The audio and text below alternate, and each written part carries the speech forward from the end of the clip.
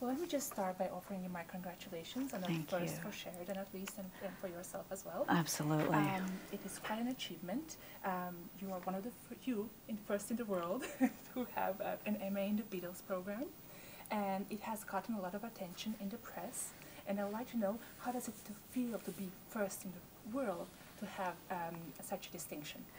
Well, I mean, it feels fantastic, but it's important to clarify that I'm in the first graduating class. There are 2 of us that were actually at the ceremony, and 3 who chose to receive their degrees in absentia, and then 2 others who will be graduating this summer. So there were 7 of us in total that actually attended that first inaugural year, and it was a very exciting time for all of us, and we're from all over the world, so there are people in different pockets of the world who can say we were in the first Beatles Popular Music and Society program in the world, and to be the first of anything in the world is a huge honor and seems impossible in this day and age because technology allows so many people to one-up the next person just by being the first on YouTube to do this, the first to do this on the internet. So it's great.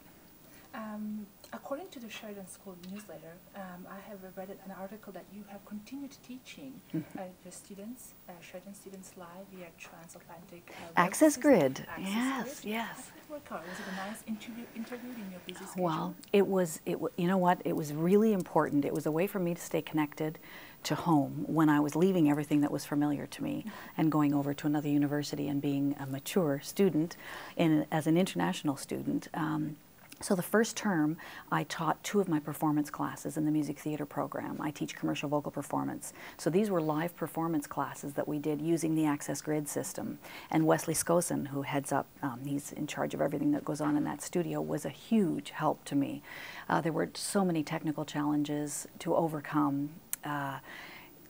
Just in terms of the scheduling, the timing, the 5-hour time difference. So when I wanted to teach my Friday afternoon class, it would be 5 o'clock at night in Liverpool, and all of the tech support would be going home. So I had to learn how to operate all of the terminals to be able to access the Access Grid, and then I would be locked in a room in the university because everybody leaves the university on a weekend. So a Friday afternoon was not ideal. And all the lights are on sensors in the UK because they're very efficient, they're very aware of energy consumption. So in the middle of a performance class, somebody would be singing and I'd be watching, and then I'd have to stand up and wave my arms to get the lights to go back on. And of course they would stop because they thought I was telling them, you know, stop. And it's so little things like that that were a little bit difficult to overcome. So I taught 2 of the classes, and I think it was exciting for the students to be a part of that. It was a first for Sheridan to have someone teaching a live performance class, and it was a first for Liverpool Hope. So it helped me to get to know everyone in the administration and the faculty in the IT department at Liverpool Hope, because I was being a student and a faculty member, and it helped me to stay in touch with the new students here and not feel quite so adrift. But it was extraordinarily challenging because I had to get to the university an hour early so that the tech people would still be there to at least let me into the Access Grid room. And then I'd be there until, you know, 8 or 9 at night and have to get a bus. So, I mean, a 3-hour class was taking 8 or 9 hours of my day.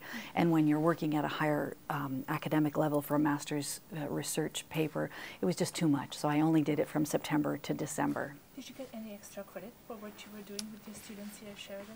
Did it count like credit of sorts? No, it didn't help towards my master's at all. No, but it certainly helped me to stay connected to Sheridan. And I'm head of my department, so I could stay in tune with what was going on. And I met the new president. I met Jeff Zabutsky through Access Grid because he had sent out an invitation to all of the teachers to drop in on him. So I sent an email and I said, well, I can't drop in on you, but if you'd like to drop in on me, here are my hours in the Access Grid studio. And he did. He came along with our dean and the head of Niles, Elka Walsh, because this long distance education is something, it's a way of the future. So there's a lot to be learned from the challenges that I faced and the rewards that it accorded. But personally as well, I mean, being removed from your family, you have 2 grown daughters, I know. But was that a difficult aspect? It was very difficult. So it was really nice for me to have the one-on-one with my students because it still was a way to feel involved. It was very difficult. If it weren't for Skype, I don't think I could have done it. I talked to my daughters and my husband probably every day on Skype, and probably talked to my daughters more while I was away than I do here, actually. So that was good. I had no idea it was going to be as difficult as it was. And I was ready to come home in the middle of October.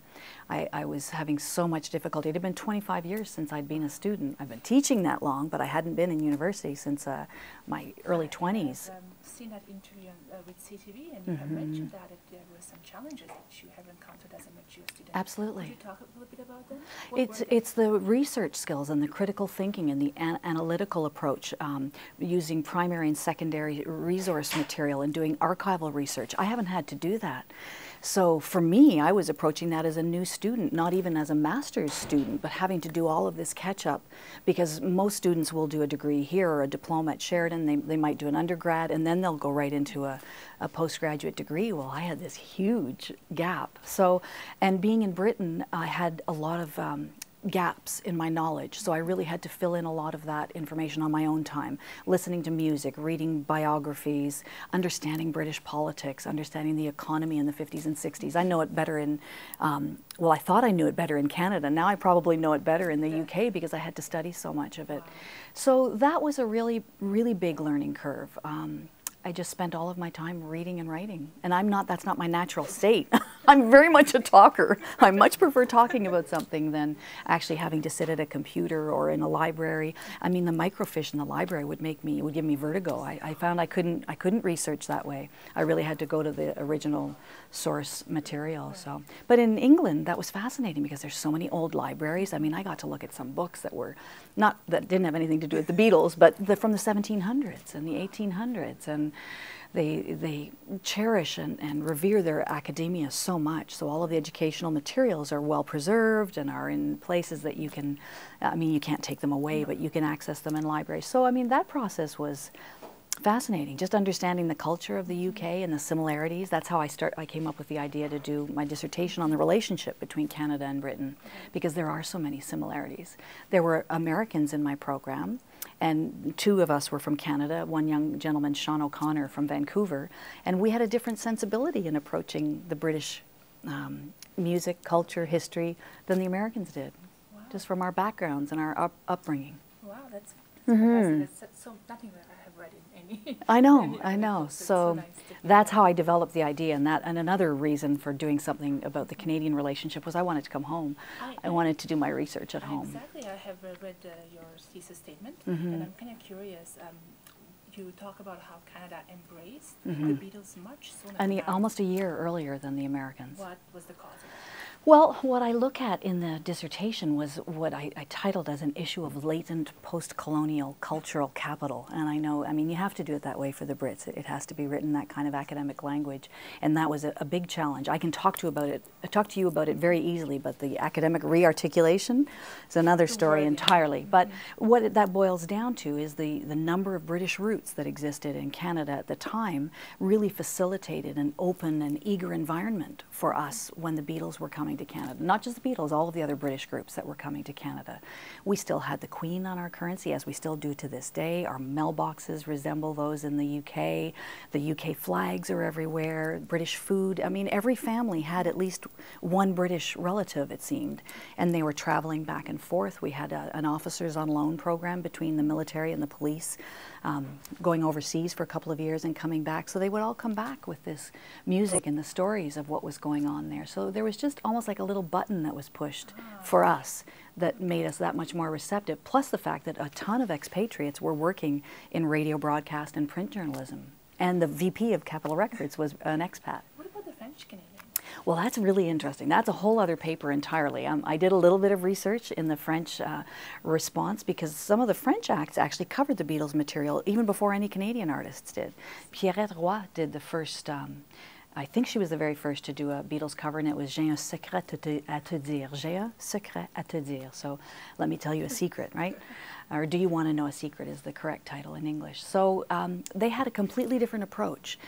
They didn't believe that the music was coming necessarily from the Brits, but just from the universality of music, and that everybody was getting it from the same places. And so very interesting, a whole other complex relationship that needs to be researched in depth regarding the differences, the different singles that they released compared to the English Canada singles.